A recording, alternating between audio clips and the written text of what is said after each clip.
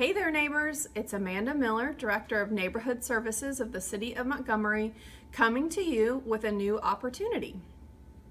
Currently, we are not having in-person meetings and trainings, but it's important that we find another way to get information out to you. So we are offering this new video option for learning about the grants. The key to remember with this option is that you will need to submit a questionnaire in order to receive credit, and that shows us that you were paying attention for the whole video. So today we're going over the annual grant, and there are just a couple things that I wanted to touch base on before we head any further.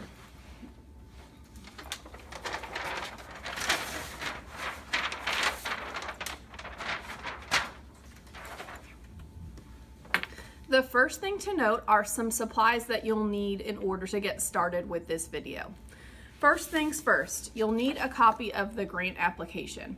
If you do not have a copy of the grant application for 2021, stop right now. Give us a call at 625-2175. We can mail you a version, we can email you a version, or we can have one ready for you in the lobby to pick up.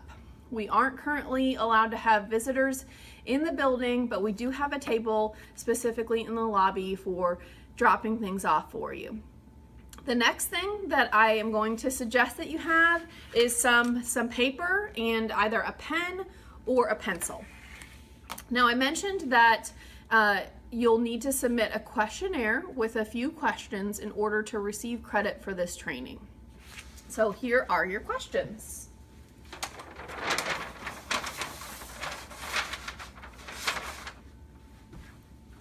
All right, your first question is, how many training credits are necessary to apply for this grant?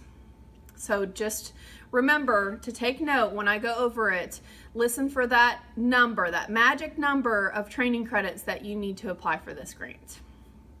The next question is, list the 5 project categories for the grants that you can apply for. There are 5 categories that you can apply for grants, and I'll go over those in just a minute. Make sure to list those.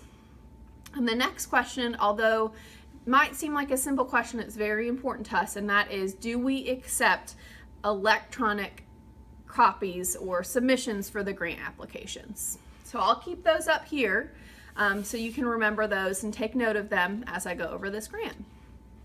So jumping right into it, one of the first and most important things to note is just on the front page, and that are all your due dates. So what is the due date for submitting the application? What is the due date for needing your training credit documentation? When will we be doing site visits to get more information about your grants? When we have our banquet is when we typically announce our grants each year, and although that date hasn't been selected yet, it typically falls in February. And then when you're required to, finish your projects and turn in your final reports, as well as your midterm reports. And that's something that we have kind of in this front section in the box right here. We talk about the check distribution dates. So if you're awarded a grant, you'll receive 2 check allotments. They're half each. So you receive the first half on March 9th. And then the second half you receive in August. But you will not receive the second half if you do not turn in your midterm report by June 29th. And that's very important. We're going to be strictly enforcing that this year, so it's really important to remember all of these dates, but to note that you will not get your second half of your check distribution until you turn in your midterm report. And then your final report is due on December 14th. With all of these reports, one thing to note is that if any time you go off of the plan of the grant that you submitted, then we reserve the right to ask for a refund of your grant. So if something happens, and say you submitted a request to do a beautification project, but that fell through and you wanted to instead propose a field trip for youth in your neighborhood, it's possible that we will approve that, but before you make that decision on your own, you need to contact us. And I will say, for anything that I go over today or any question that you might have that comes up, please contact us. Grants can be difficult, and they're time consuming, and they are complicated and involved. We try to make the process as easy as possible for you, but I still have questions, so it's okay if you have questions, and that's what we're here for at Neighborhood Services, to answer those questions and to try to help you along through the process as best that we can. So opening the grant application, we have a table of contents that will be helpful later on. Anything that you need to know, we've laid out here in the table of contents. The next just goes over the grant process, who can apply, program descriptions. On the next page are your qualifying project categories, and that's important to note because of the questionnaire that we have. But before I talk about the qualifying project categories, I would like to say that any neighborhood can request up to $5,000. Now, that $5,000 does not have to be just from one category. I'll get into that in a moment. Let's talk about the qualifying project categories first. So we have 5 categories, and the first one is physical improvements. So that's beautification projects, removing some trees, planting some trees, adding some nice signage to the front of your neighborhoods, anything that could fall under the physical improvement category. Now, technically, you can ask for up to $5,000 for this category. That's our largest category, our largest grant amount. The next category would be public safety programs and initiatives, or public works programs and initiatives. And so that's training, crime or fire prevention, traffic deterrence, things like that. And that category, you can ask for up to $3,000 from that category. The third category is cultural, education, community involvement, and recreational programs. So that can be a literacy program, a leadership training, a field trip for people in your neighborhood, after school programs, things like that. And for that category, you can apply for up to $3,000. The fourth category is to do a neighborhood plan or a study, or sometimes called a charrette.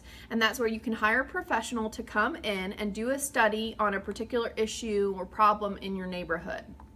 That category, you can apply for up to $3,000. And the fifth category, the final category, is technical assistance or marketing. And that will be with website design, if you want to do a website for your neighborhood, specialty flyers, pamphlets, stuff like that. That category, you can apply for up to $500. Now, what I mentioned before is that any neighborhood can apply for up to $5,000, but that doesn't have to be from one of those 5 categories. That could actually be from several of those categories. So how that would work, for example, say I'm asking for $500 from the technical assistance category to start a website for my neighborhood, but I also want to ask for $3,000 from the cultural, education, community involvement category to take some kids in my neighborhood on a field trip.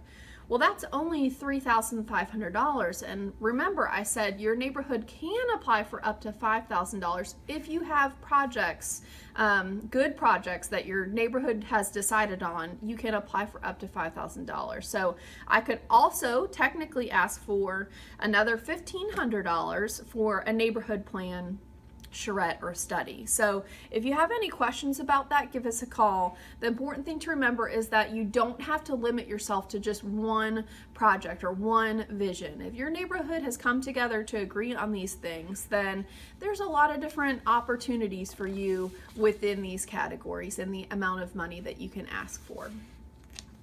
So heading into the next page, page 5, we talk about the project criteria. So it goes a little bit more into qualifying projects and what those projects need to meet. The things, providing a benefit to your neighborhood, be located on public property. There's several different things in this category of project criteria. And then criteria for funding approval. So with any grant that you apply for, your neighborhood is required to have matching funds. So for example, going back to the qualifying project categories, say, for example, you're applying for a physical improvement for $5,000.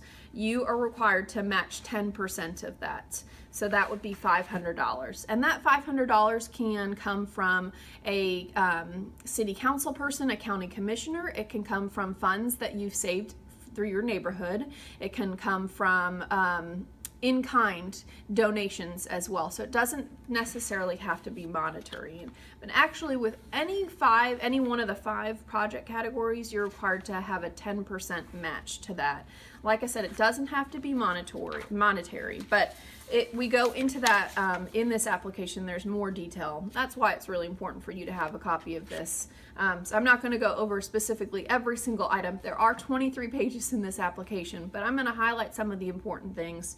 And then if you have specific questions, you can follow up with us later. So on page 6, it's important to note that there are things that we will not fund, and so we go over that. There are certain things that you might want to do where you have to hire someone, or you want to buy a tool, some things, legal fees for something. Some of those things we will not fund, and so we have a whole page talking about the projects that we will not fund. All right, so on the next page, page 7, we talk about criteria for disqualifications or funding denial. And this is really just right when you submit your application. If there are some of these things that you have not met, then your grant won't be considered. And so that's if you don't have your training credits met at that time. Or if your application was submitted after December 4th at 3 p.m. Things like that. So we have a list of things that can disqualify you from your grant being considered. And then I mentioned this before about our advisory committee doing site visits, and that's how we do our evaluation. So we have a really great neighborhood services advisory committee that goes out and meets with you one-on-one and gets a better description and a visual of the project that you are applying for through your grant. And those happen, if you go back to the first page, the site visits happen between December 16th and January 21st. That's something really important to note, because you'll need to be available during that time, and they'll call you and they'll make a date to come out and to your neighborhood, meet with you, and get a more in-depth vision of what you're applying for. So on page 8, we're on page 8 now, we talk about application procedures and training. And so that's just really the basics, how you turn in your application. And where you can get your application, all that great stuff. It's key to note, and we've said this in several different places in the grant because it is very important to us. We will not accept electronic copies of the grant applications. It's just not easy for us to have to print all of that, and for us to ensure that we have all the documents. If we've missed something that you sent in a separate email, it just gets a little chaotic. And so we request that you either mail it in or you can drop it off downstairs. That's very key. We just have had issues with that in the past, and we want to make sure we've streamlined the process. And so it might seem a little old school to not accept email copies, but it's really important to note that we will only receive copies that we receive in hand. On page 9, we just have a sort of a glossary of terms, things that you might need an extra definition for, what we mean by homeowners association. It talks more about that match. You remember that 10% match that I talked about that your neighborhood is required to have? Well, it goes into more detail about that. Just really helpful definitions that you can find on page 9. And then starting with page 10, we've hit the application at this point. So we've gone through all of the details. You've learned about the projects that you can apply for and matching the funds and not submitting electronic copies and the 5 categories that you can apply for grants under. And now we get into the application itself. And so the application is sort of basic at the beginning. What is the name of your neighborhood? What's your name? all those kinds of little details that are important for us to get into contact with you. And then you also need 3 names of other residents, other neighbors in your neighborhood that we can contact if we have any questions, and you'll need their signatures as well.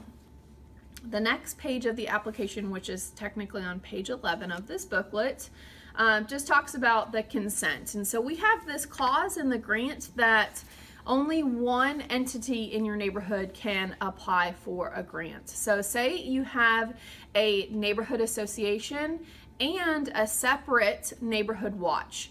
You both cannot apply for a grant. And so this is just acknowledging that only one entity from your neighborhood is applying for a grant this year. On page 12, we get into the details of the expenses. So say I have a beautification project and I'm applying for $5,000 to plant trees.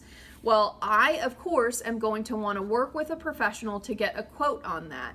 And I'll want to provide that quote in my application. But I'll want to list the expense here. So, tree planting, $2,500. But I might need to get some trees torn up first, and so I also have a quote for tree removal, and that would be my second line item. Tree removal, $500. So this is where you write out just simple things about your expenses: the type of expense, tree removal, tree planting, and the amount of the expense. There's a place later on that you'll get into detail on that, but this is just a list of your expenses. And then on page 13, this is what I was talking about, getting into more detail. So this is where you go into detail about the description of your project. And we have several different spaces that you can use to fill this out. So take as much room in this as you need. And if you need to submit an extra piece of paper that you've typed up or printed, extra descriptions of your project. So say that you're applying for a cultural improvement project and you want to take kids in your neighborhood on a field trip. Well, tell us about that field trip. Where are you going? Why is this important? What will you do? What will you see? What do you hope to gain from the experience? That's where you go into details. When are you going to start? So you'll have a beginning and an end date that you'll need to list. You'll talk about the cost. You'll talk about how much you're requesting. So say, for example, that the total cost comes up to $1,500, but you actually are only requesting $1,000 because you've gotten $5,000 of that donated from someone else. So your projected cost would be $1,500, but the requested amount would only be $1,000. And then you would also talk about any additional funds that you've secured. So, say you got $500 donated from a council person, but then you've also gotten $200 donated from a county commissioner. You break that out into detail there. So that's page 13, and I've given a better example on pages 14 and 15. So read over that. That's an example from somebody's project that was approved before, and it really goes into detail and really breaks it down. I love how detailed it is, so we've included that, and that continues on page 16. So it's a really lengthy example because we want to make sure that we're providing really good details to help you apply for a grant. And then the application is continued on page 17. And this is where you're going to need to write a little bit more. This is the narrative of your project. We really want you to go into details about your project here. So it comes with a couple of questions. And the first question is, what is the title of your project, or what category does it fall within? And describe in detail about that. So you've chosen the physical improvement categories to plant some trees and have some trees torn down, all that. We'll write about that in here, but write about why that's important to your neighborhood and give us some detail. Give us some locations, partnerships, expected results. That's what's gonna take place in that question. On page 18, the second question for your narrative is, how will the project impact your neighborhood? And so tree planting, it might seem like something just really generic. I mean, how could that impact your neighborhood? Well, Beautification through tree planting is very important to uplift the pride and the look of your neighborhood. It's also good for your environment. All those things, that's what you would describe in the impact for your neighborhood. So on page 19, we have a few more questions. How will the funding request for this project impact the greater city of the Montgomery? So if you're doing a beautification project and you're beautifying your neighborhood, that impacts the neighborhoods in the area around you as well. The next question is, how does your project promote the sense of a neighborhood? How does it build relationships or promote cooperation among neighbors? A great thing about any one of these projects, even something like tree planting, is that you can bring people together to work together on the project, to work together on deciding the project, actually planting the trees. It really builds that sense of neighborhood and builds on that sense of the neighborhood that you already have. The next question is, does the proposed project involve diverse interests? So is it just your residents? Are you working with local businesses or people of different racial and economic groups? So that's really important to note there. And then the last page of questions is on page 20. And those questions are, what are you going to use to measure the success of your project? So that's kind of a difficult question, and I think that just as an example, because I've been talking about tree planting, is that you'll know that you've been successful. You can measure the success of your project by the sense of pride that is brought out by beautifying your neighborhood. Does it bring people out for walks? You know, those are things that you'll want to think of to know that your project was successful.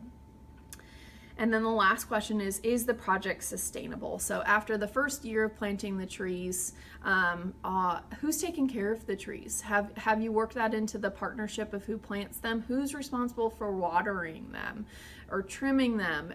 Think about that to make sure that your project is sustainable and it lasts for longer than a year. So you'll want to take note of that on question 7. And then that ends the first portion of the grant application. So that's all you need to fill out in order to submit your grant. But what we've included on the next couple of pages is the final report form. So page 21 through 23, you'll find your final report form. And that's just following up with the questions that you submitted in the grant application itself. And we don't have it here in the application, an actual form, but your midterm report form is something that's just very basic and necessary to submit. And that's just, how's the project going so far? What have you accomplished so far? What do you have coming up? It can just be a written narrative. It doesn't have to be anything formal, but you do have to submit something in order to get your second check distribution. So the last thing that I wanted to check on here or cover are the amount of training credits that are required. And so first off, I'll say that what is really good to go along with the grant application is a copy of our Experience Our Montgomery booklet. If you have not looked over the Experience Our Montgomery booklet, or you don't have a recent copy of it, please contact us and read it along with your grant.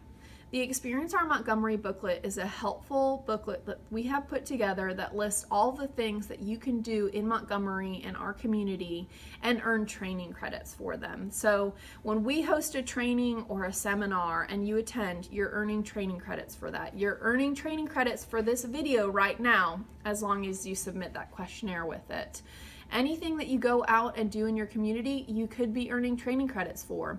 Going to a city council meeting, a county commissioner meeting, attending other public hearings, volunteering. Are you doing Meals on Wheels with MCOA? Are you helping out at the food bank? I know that it's a trying time right now and it is hard to get out there and volunteer, but there are still volunteer opportunities and you can do them while being safe at the same time.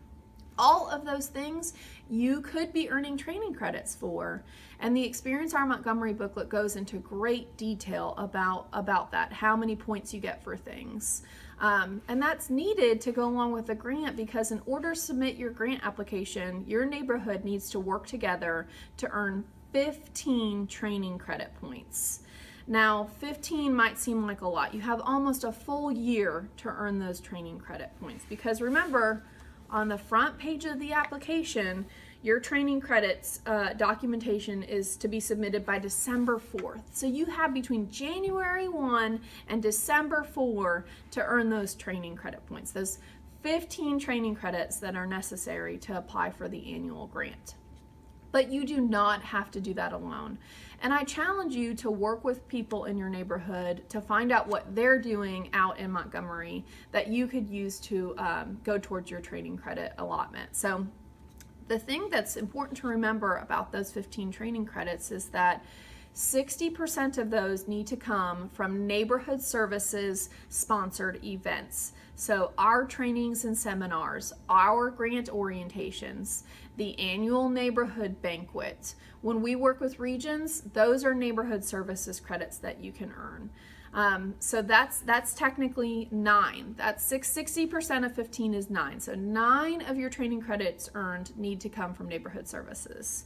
The other 6 or the other 40% will come from things that you do out in your community. So those city council meetings and county commission meetings, those volunteering efforts, any museums that you're visiting, that's where your other 6 training credits come from.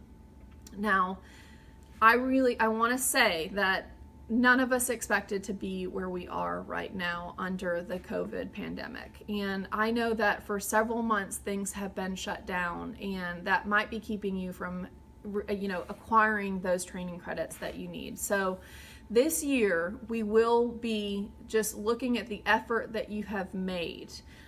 We want to see that you've made an effort. Reach out to us, contact us, be in constant contact with us, check in with us.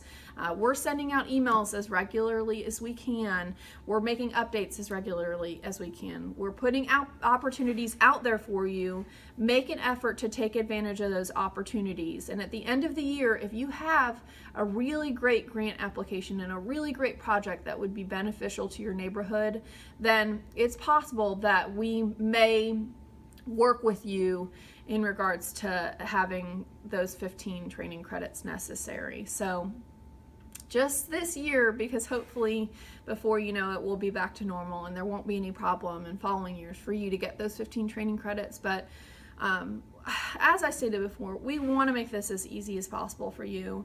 The purpose of these grants is to help improve your community and the greater city and county of Montgomery.